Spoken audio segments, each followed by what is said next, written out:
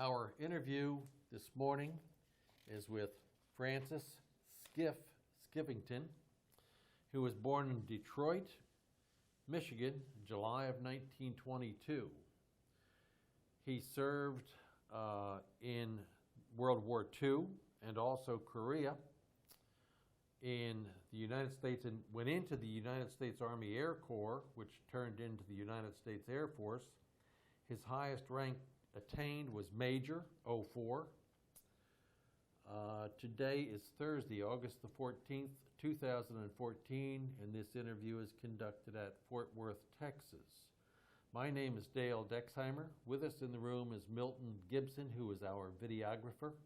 Neither of us are related to Skiff. This interview is conducted for the Veterans History Project at the Library of Congress and also Operation Remember in Burleson, Texas.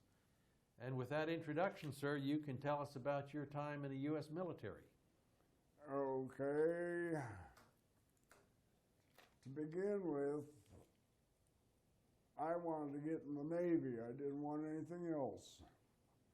I tried 3 times to get in the Navy, and they turned me down every time because I got flat feet.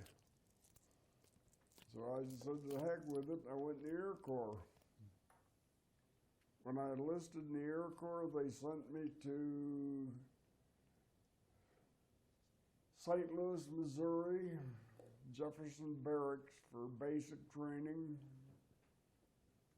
After basic training, I was shipped general duty to Rantoul, Illinois, and I was assigned for duty to butcher shop. It was a good shop, but I hated it. Then I finally found out that they were taking applications for aviation cadets. Previous to my time going into cadets, they required college, but then they reduced it to high school. So I took it. I tried pilot training. I got 51 hours of primary trainer that washed me out. Then I went to bombardier school in Childress, Texas.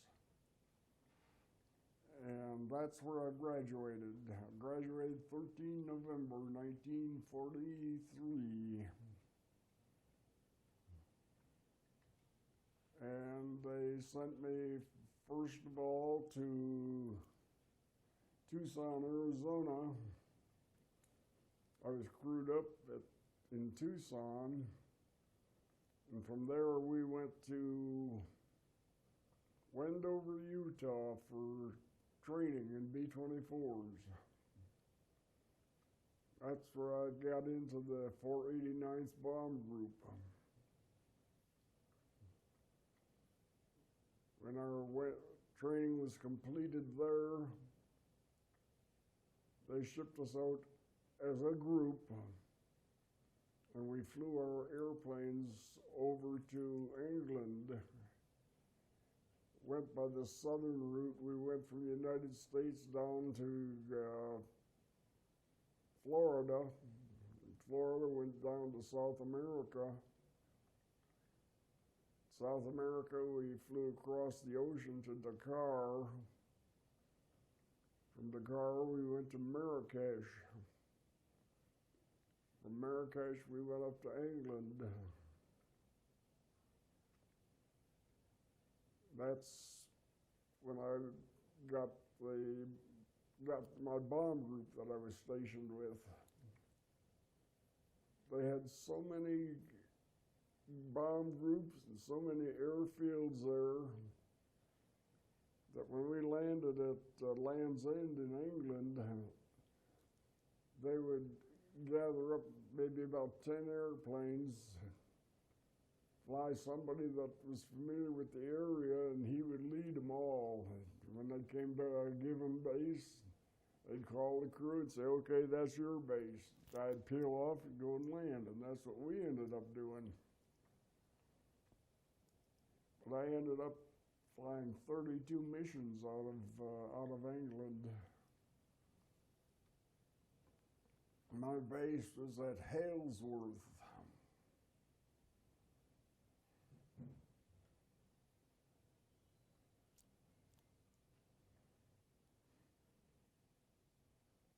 Now, when I returned from England,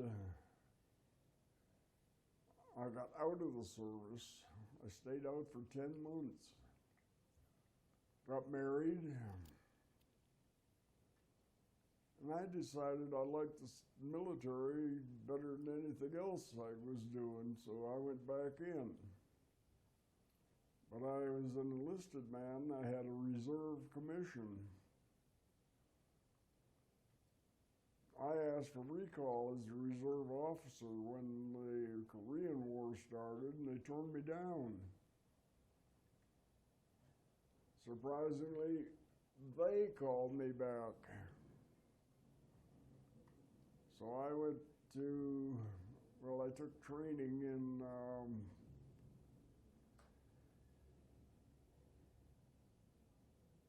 Topeka, Kansas. And then they shipped us out.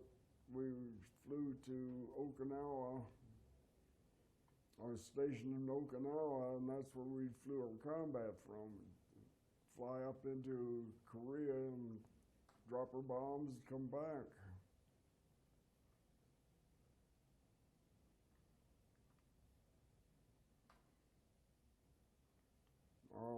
Like I said, originally, before I got my commission back, I was a tech sergeant, and I was a tech for,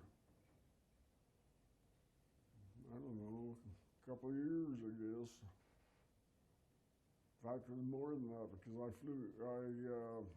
was assigned for 2 years in Japan as a tech sergeant. I was in their intelligence division.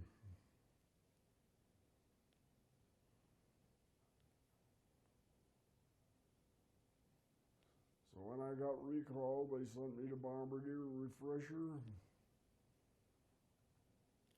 put me on a combat crew in the B-29s, and that's the way I flew my missions in Korea.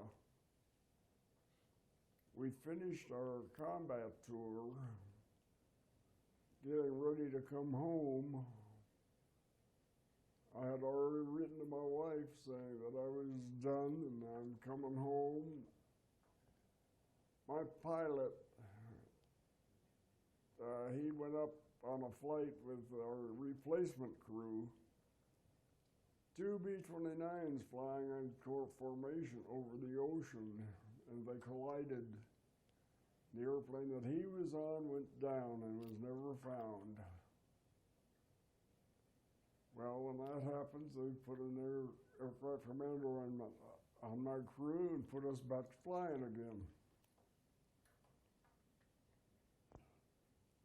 Okay. I never thought I would like to fly night combat missions, but on the 23rd of October of 1951, they brought MiGs down from China and just shot the hell out of our whole formation. Fortunately, I was not in the formation because we lost power on our engines and we couldn't hold formation, so we left. The crew that took my place got shot down.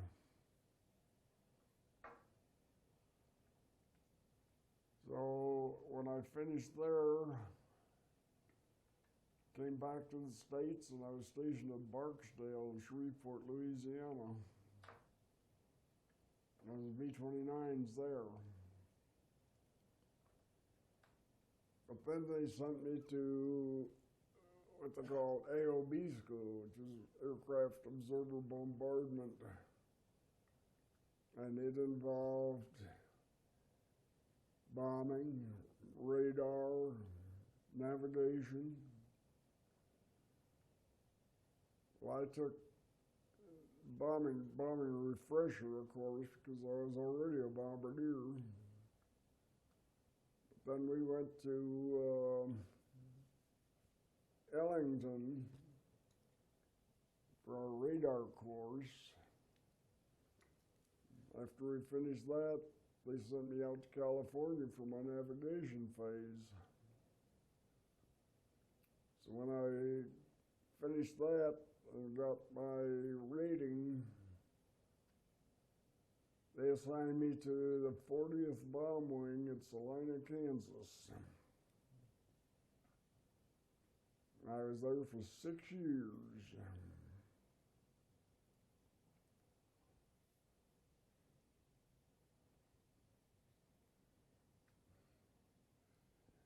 Okay, my pilot and I volunteered to come down here to Fort Worth to Carswell, and we went through training in the B-58.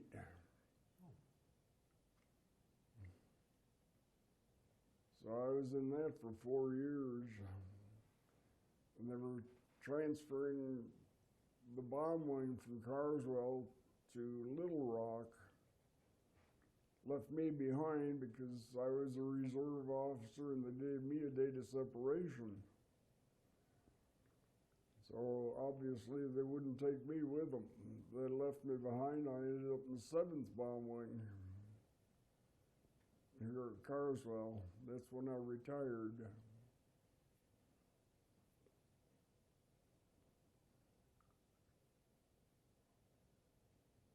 So essentially there's a lot of minor things in between, but that's the most important items. Okay.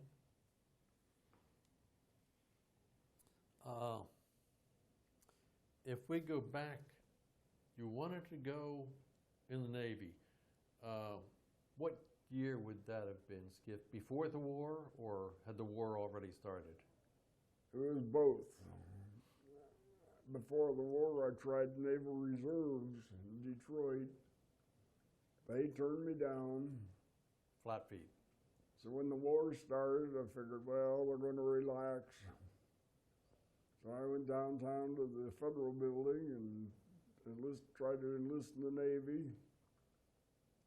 And the Naval Aviation Cadets, they turned me down. Okay, I tried the regular Navy, and they turned me down. I said, to heck with it, and I went in the Air Corps.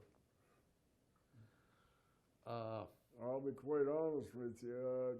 When I stop and think about it, I probably had the best deal ever when I was refused to go in the Navy. When you went in the Army Air Corps, where'd you go for your basic?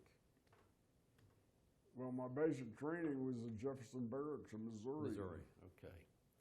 And then, somehow after you got out, you got to work in a butcher shop. In the butcher shop at Chanute Field.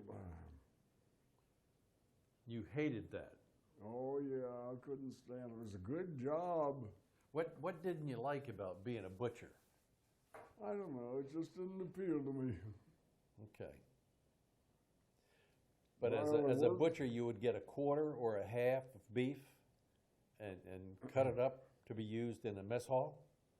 Well, we had 2 consolidated mess halls at Chanute. Chanute was a training center for aircraft mechanics. Okay. And every week we fixed 4,000 pounds of chicken. 2,000 pounds for each mess hall. Do you get the chickens in live or? No, they were frozen when we got them. So they had already been, the feathers were plucked and they were cleaned. Well, we had, basically they were clean, but they took the hearts, the gizzard, and liver and stuffed them back in. Didn't like being a butcher. After a number of years in, you went to flight school, had 51 hours of flight school. In pilot training. What kind of airplane was that in? PT-19. Ryan. Ryan was the manufacturer, I think. Yeah, oh, Lockheed. Lockheed, okay. No, Fairchild, excuse me. Fairchild. 51 hours, that seems like a lot of time. Well, I had soloed in 10 hours, but they didn't like the way I was flying acrobatics. And the jet pilot, who was a civilian, checked me out, and he was a madman in that airplane. If I didn't do something right, I was in the front cockpit and he was in the rear. He'd take the stick in his cockpit and whip it around. Every time he did, I'd put my hands up on the cowling. That made him worse. Then he made the remark, well, if you were afraid to fly here, what are you going to do if you ever get to combat? I thought, well, you dirty dog, if I ever meet you again, I'll tell you what I would do. And guess what? Late in the war, I was stationed in Albuquerque, New Mexico, and I went home on leave when my daughter was born. Who got on as co-pilot to that airplane? Same guy. I walked up, I said, do you remember me? No. And I said, oh, forget it. In 1943, you went to bomb school at Childress, Texas. Yes. Well, it was in 42 that I went, because I was there for 11 months. Okay. Graduated in November 43. Was that a lot of ground school? Quite a bit. And then they put you in an airplane and you did test bombs, I guess? Yeah, we used to drop 100-pound sand-filled bombs. They had a 5-pound spotting charge in them. And 2 students would fly at a time. One of them was in the back of the airplane with a camera, and he'd take pictures of the bombs going down and where they lit. And then we'd switch. So I did that until I graduated on 13th of November. Were you pretty accurate in your bombing? About average. You didn't put it inside the pickle barrel, I guess. No, I'm afraid not. Okay. Did you use the Norden bomb site? Norden. That was the funny thing is, I took all my training on the Norden bomb site. They gave us 10 hours of instruction on the Sperry bomb site. I got overseas, and what did our airplanes have in them? They had a Sperry. When I was in cadet school, we went on maneuvers up in the Texas Caprock. And while I was there, we got to load our own bombs, fill them with sand, put the spotting charge in them, load them in the airplane, take them up and drop them. And they had what they called a D8 bomb site, which is very rudimentary. There was fixed, so I was looking straight ahead in the airplane, and there was a crosshair that angled down, and there was one that crossed it. You could move it up and down. You figured what your dropping angle was, and you'd set that accordingly, and then you'd talk the pilot on course. As soon as the target crossed that hair, you'd toggle. The instructor was teaching us. I said, yeah, it's made by National Cash Register. He said, you drop a bomb and you ring up no sale.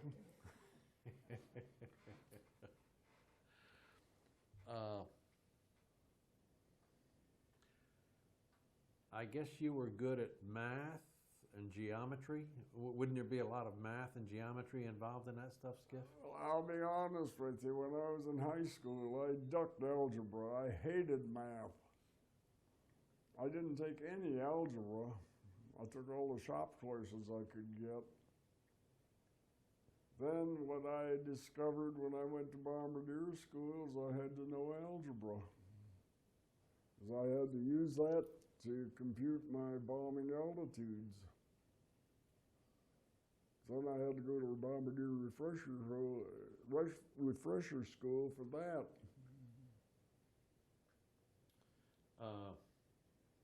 Go to bomb school, you get hooked up in a B-24 with the 489th Bomb Group. And then you went South American route, ended up in England. How long did that take you in a B-24? Take you a week? Not quite.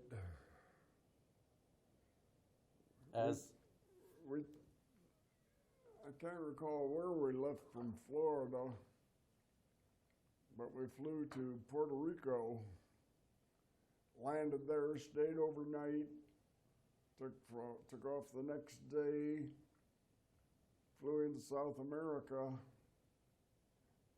and I was at, I can't think of the name of the town that they had the airfield at. But there's a town called Fort Lazo on the coast. That's where we left to go overseas to England. And then we landed at Dakar in England, took off from there and went to Marrakesh. Marrakesh, we flew up to England. As a bombardier or a gunner, whatever, in a B-24 on that flight where you were just ferried across the Atlantic, basically, what'd you do in the time that you were in flight? I was just a passenger. Just sat there and looked at a lot of ocean? Watched the world go by. Okay. 32 missions from England. What kind of targets did you have? Did you go into Germany? We bombed Germany, bombed in France. A lot of our bombing was done on those launch sites that they had for their buzz bombs. Okay. What kind of altitude were you at when you made those bomb runs? About 25,000. Hit the target?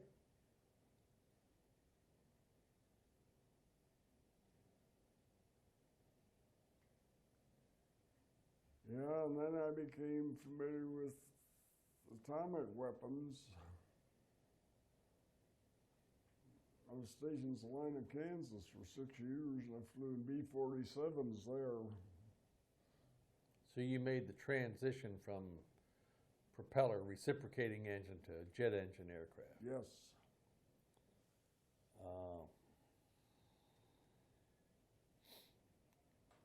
We're out for 10 months, Okinawa to Korea. And you flew 29 B-29s, Bombardier and a B-29. Yes. Was that still a Norden bomb site at that time? Yes, it was. Okay. And your targets would have been in North Korea, basically, I guess? Yes, it was. How many missions do you fly there? Do you remember, Skip? Well, I ended up with 18 in North Korea. My pilot and my navigator were instructors. And they used to fly with replacement crews, and I didn't have to fly. So that's why I say I only had 18 missions. You talked about 23 October 1951 when the MiGs came down from China. And you had fallen out of the group, but did the bomb group have fighter cover? No.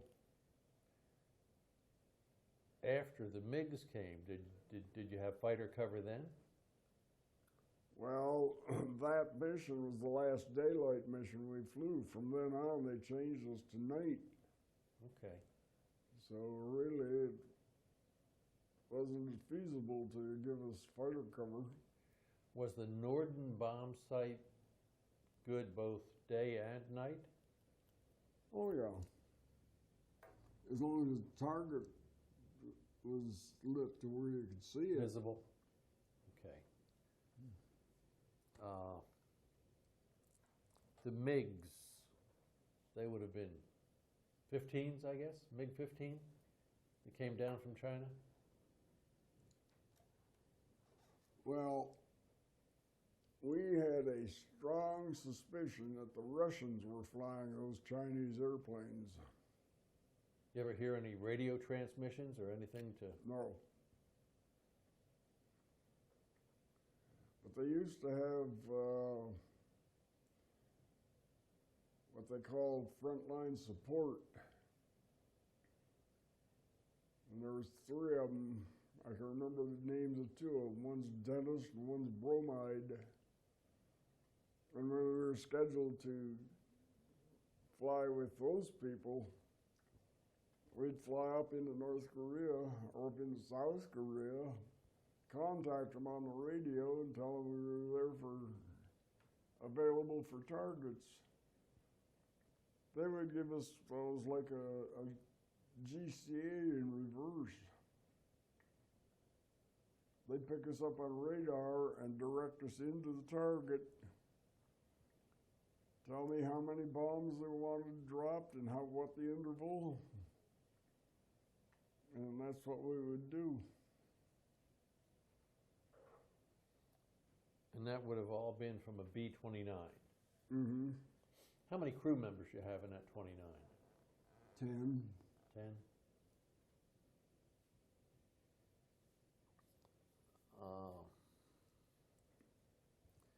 You had that 51 hours of, well, you soloed in a PT-19. Did you ever get a private license? No. No? I just gave up pilot training completely when that happened. And when you got out in 1965, you never flew again? On your own? I flew my whole career. But when you got out in 65, you didn't get a private pilot's license? Oh, and, no. Just no interest? I just severed all my relations with the Air Force. This career that started really in 1942 and went until 1965, you were married. When did you get married, Skiff? I got married as soon as I came home from England, which was 1942. So during the war, your wife would have been here in the States. Well, she wasn't my wife then. Okay. As a matter of fact, we had known each other since we were about 8 years old. And she always professed to dislike me. She used to go over and play with her sister, but not her. So every time she would make that remark to somebody, I'd say yes, and I got even with you because I married you. Did she travel with you at all in your Air Force career? She loved the military, believe me. Where did she go with you? Where would she have had housing? Well, every time I transferred to go to school, she was with me. She was there in Texas, out in California. We were 2 years in Japan.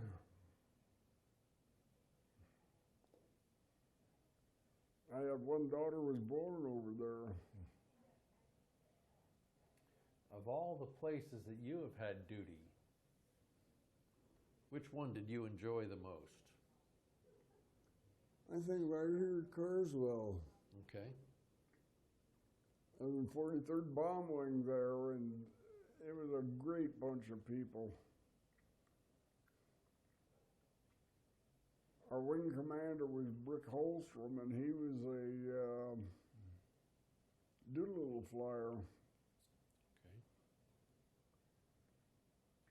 And they had, you know, they were about every 2 years, I guess it was, they'd have a get together.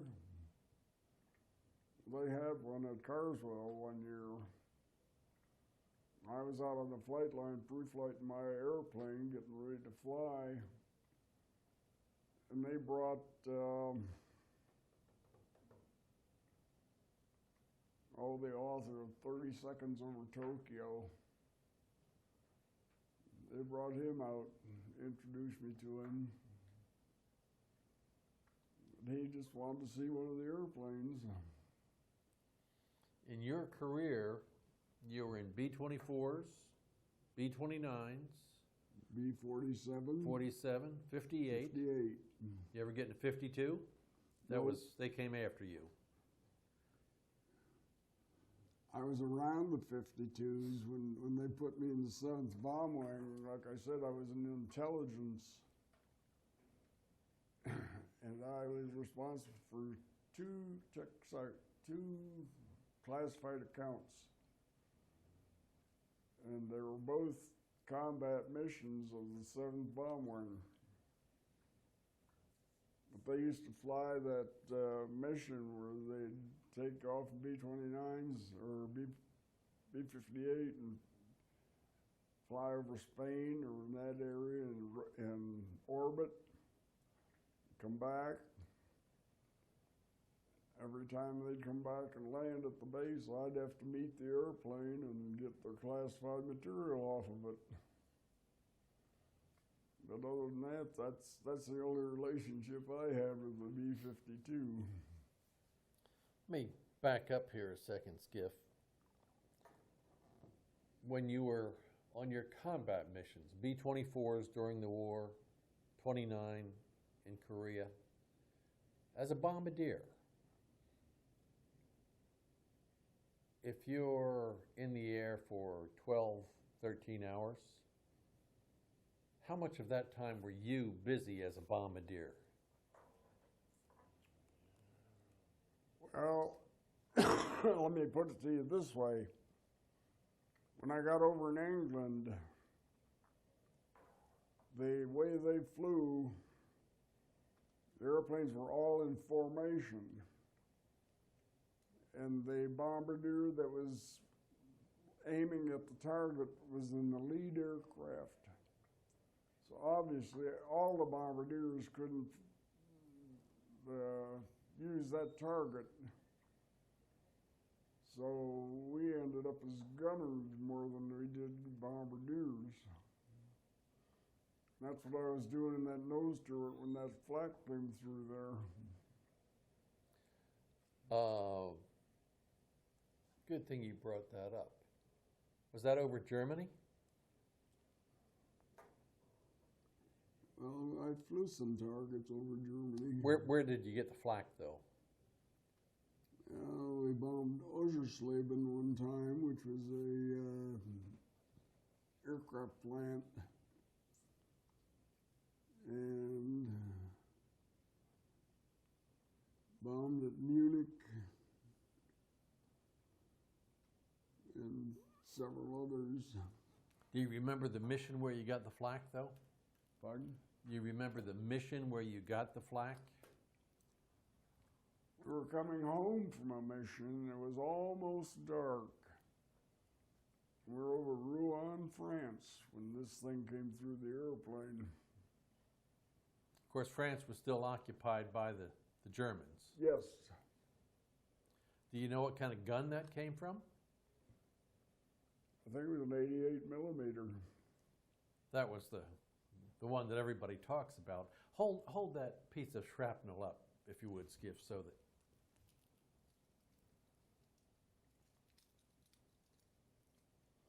Well, if I can get it out of my pocket.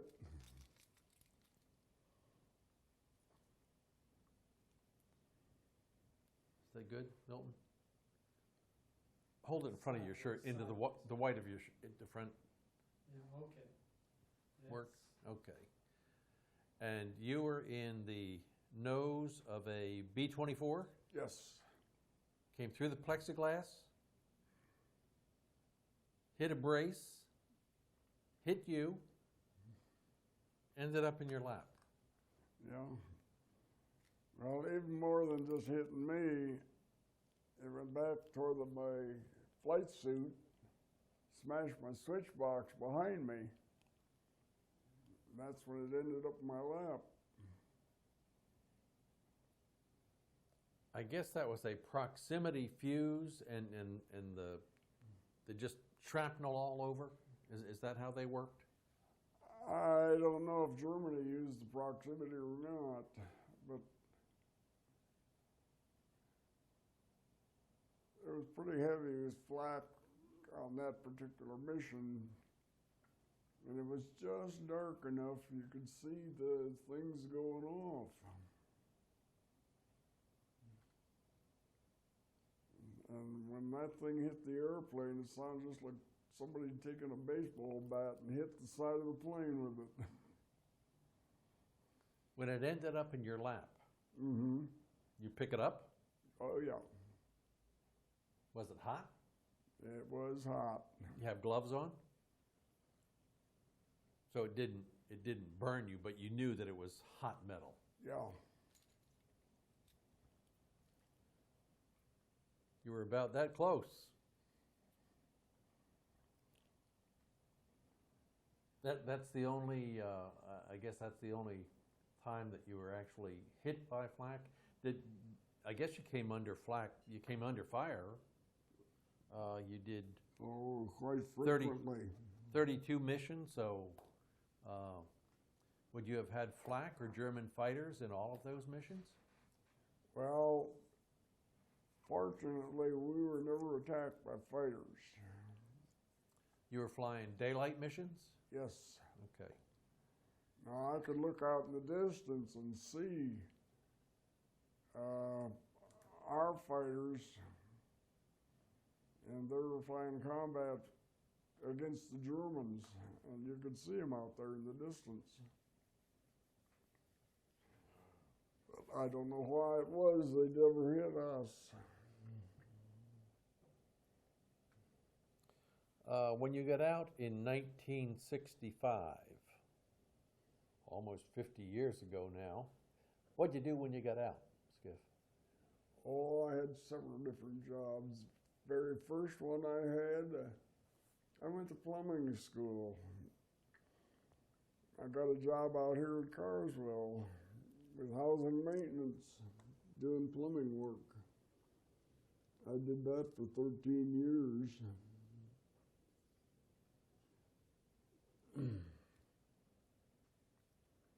Then I went to work. I quit that because I got tired of it. Then I went to work for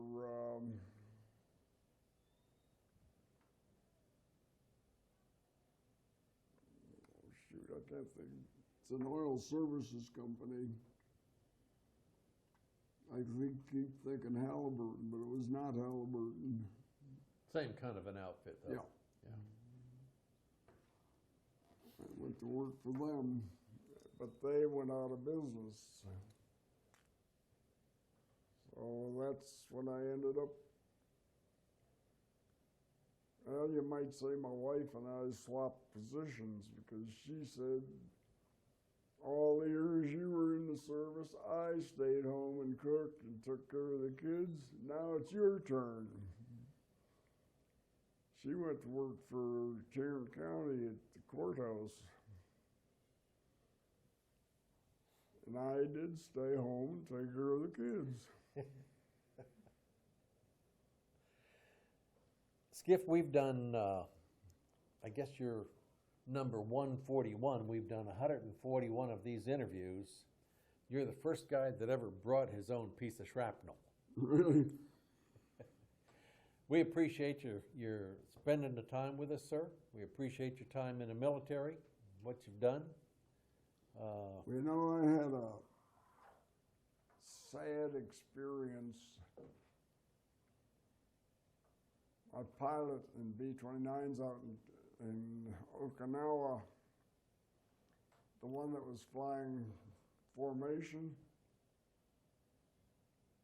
his wife was pregnant, and every day she'd call Okinawa to talk to me, find out if they knew anything of what happened. And of course I couldn't tell her because I didn't know. I got home, called my wife on the phone, and she said, "Haven't you got something to tell me?" I said, "What?" "About the late Captain and Mrs. Hal Smith. That was my pilot." I said, "Well, how did you know?" She got a birth announcement from his widow, and it was addressed from the late captain, so she knew that something had happened. Wow. Well, again, we appreciate the time, Skiff. It's a whale of a story you've got to tell. You had a lot of interesting times there. And Well, just between you and me, the best time I had in the Air Force, like I told you, was at Carswell, and I loved flying that B-58. why did you love flying the 58? My very first mission in it, we went supersonic. Could you hear that? Was there a sonic bang or anything? Well, if there was, we couldn't hear it because it was always behind us. Okay. But we went 1,500 miles an hour.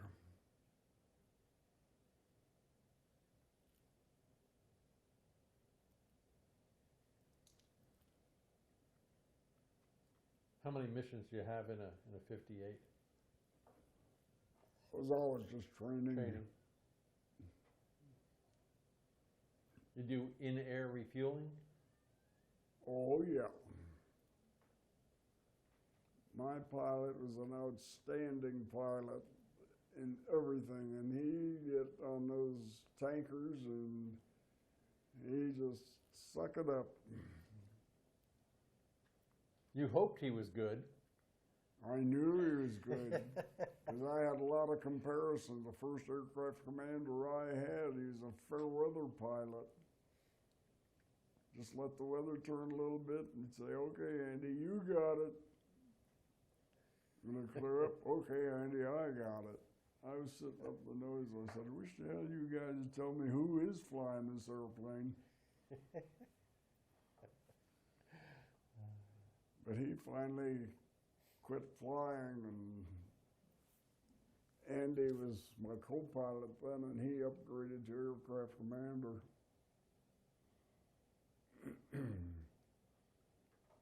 There's only one thing he used to do that just griped my butt. Every time we'd come home from a mission after flying about 8 hours, he'd contact our command post. Every once in a while, I'd say, "Andy, we got a tanker up there. His receiver aborted. Do you want him?" "Yeah, where is he?" It gets more fuel, and away we go for 4 more hours.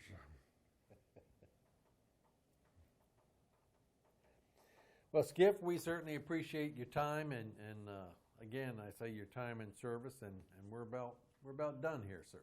Well, I hope that I've given you enough information. You have been very interesting, sir.